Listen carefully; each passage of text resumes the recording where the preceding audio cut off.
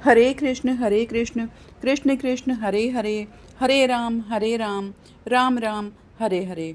आश्विन मास के कृष्ण पक्ष में आने वाली इंदिरा एकादशी की आइए हम सब लोग मिलकर के पावन कथा का श्रवण करते हैं।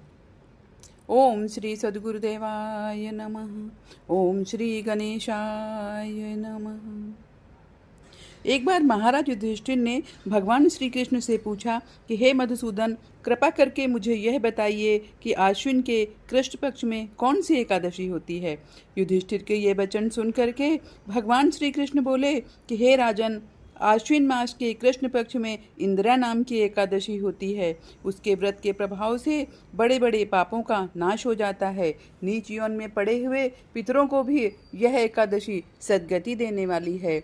हे राजन, पूर्व काल की बात है, सतयुग में इंद्रसेन नाम से विख्यात एक राजकुमार थे जो महेशमतीपुरी के राजा होकर धर्मपूर्वक प्रजा का पालन करते थे। उनका यश सब ओर फैल चुका था। राजा इंद्रसेन भगवान विष्णु की भक्ति में तत्पर हो गोविंद के मोक्षदायक नामों का जप करते हुए समय व्यतीत करते थे और विधिपूर्वक अध्यात्म तत्व के चिंतन में संलग्न रहते थे। एक दिन राजा राज्यसभा में सुखपूर्वक बैठे हुए थे। इतने में ही देवर्षि नारद आकाश से उतरकर वहां आ पहुँचे। उन्हें आया हुआ देख करके राजा हाथ जोड़कर खड़े हो गए और विधिपूर्वक पूजन करके उन्हें आसन पर बैठाया। इसके बाद वे बोले, हे मुनि श्रेष्ठ, आपकी कृपा से मेरी सर्वथा कुशल है। आज आपके दर्शन से मेरी संपूर्ण यज्ञ क्रियाएं सफल हो गई हैं। हे देवर्षि, अपने आगमन का कारण बता करके मुझ पर कृपा करें। नारद जी ने कहा, हे नृपश्रेष्ठ, सुनो, मेरी बात तुम्हें आश्चर्य में डालने वाली है। मैं ब्रह्मलोक से यमलोक में गया था। वहाँ एक श्रेष्ठ आसन पर बैठा और यमराज ने भक्तिपूर्वक मेरी पूजा किया। उस समय यमराज की सभा में मैंने तुम्हारे पिता को भी देखा। वे व्रत भंग के दोष से वहाँ आए थे। हे राजन, उन्होंने तुमसे कहने के लिए एक संदेश दिया है, उसे सुनो। उन्होंने कहा कि हे बेटा, मुझे इंदिरा एकादशी के व्रत का पुण्य देकर स्वर्ग में भेजो। उनका यह संदेश लेकर मैं तुम्हारे पास आया हूँ। हे राजन, अपने पिता को स्वर्गलोक की प्राप्ति कराने के लिए इंदिरा एकादशी का व्रत करो। राजा ने पूछा, हे भगवान, कृपा करके इंदिरा एकादशी का व्रत बताइए। किस पक्ष में, किस तिथि को और किस विधि से यह व्रत करना चाहिए।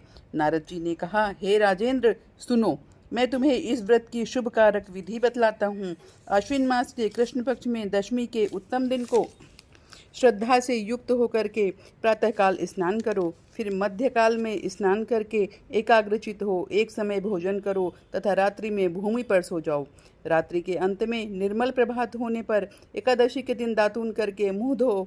इसके बाद भक्ति भाव से निम्नांकित मंत्र पढ़ते हुए उपवास का नियम ग्रहण करो। हे कमल नयन, हे भगवान नारायण, आज मैं सब भोगों से अलग हो निराहार रहकर कल भोजन करूंगा। हे अच्युत, आप मुझे शरण दें।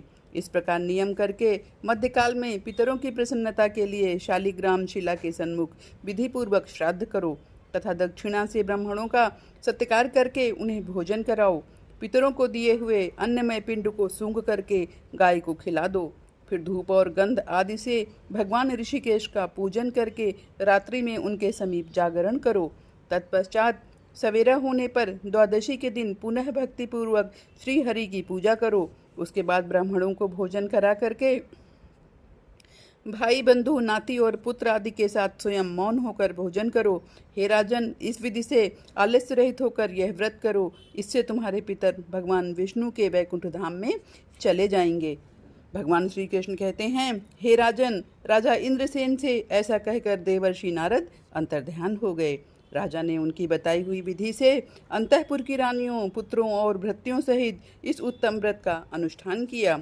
हे कुंती नंदन, व्रत होने पर आकाश से फूलों की वर्षा होने लग गई। इंद्रसेन के पिता गरुड़ पर आरूढ़ होकर के श्री विष्णु धाम को चले गए और राजर्षि इंद्रसेन भी निष्कंटक राज्य का उपभोग करके अपने पुत्र को राज सिंहासन पर बैठा करके स्वयं स्वर्गलोक को चले गए। इस प्रकार मैंने तुम्हारे सामने इंदिरा एकादशी व्रत के महात्म्य का वर्णन किया है। इसको पढ़ने और सुनने से मनुष्य सब पापों से मुक्त हो जाता है। इस प्रकार से इंदिरा एकादशी की कथा का समापन हुआ। हरे कृष्ण कृष्ण कृष्ण हरे हरे, हरे राम राम राम हरे हरे। धन्यवाद।